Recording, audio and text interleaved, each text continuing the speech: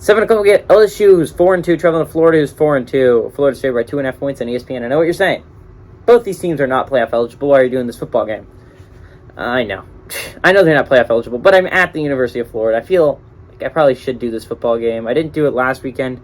I didn't do the Mizzou game last weekend, and I just thought about it. Like, my roommate asked me, like, what was your prediction for this game? And I'm like, oh, I didn't do it. And I'm like, why didn't I do it? I mean, I understand they're not a playoff eligible football team, but it's one game, and it's my Gators. I should do all the Gators games, and that's what I've decided to do.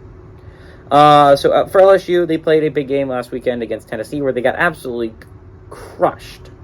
Jaden Daniels for LSU has gone 121 to 176 on the year, thrown for 1,215 yards, 7 touchdowns, 1 interception.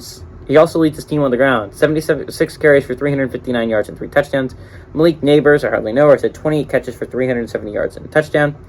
Anthony Richardson, AR-15 for Florida, has gone 81 to 145, thrown for 1,182 yards. That's not bad, but the 5 touchdowns to 7 interceptions stat is pretty bad. Montrell Johnson Jr. on the ground has had 46 carries for 368 yards and 5 touchdowns. And Justin Shorter, I hardly know, has had 15 catches for 334 yards and a touchdown.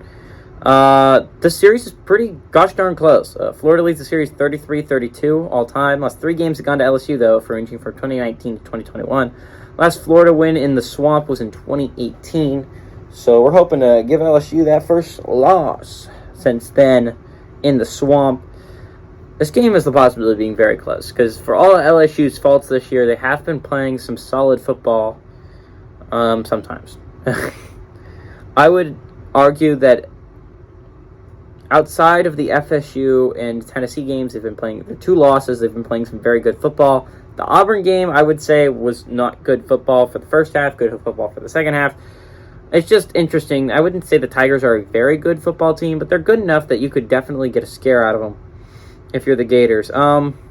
I think the Gators are a better football team. I'm very worried about Anthony Richardson's turnover problems, if I'm going to be honest.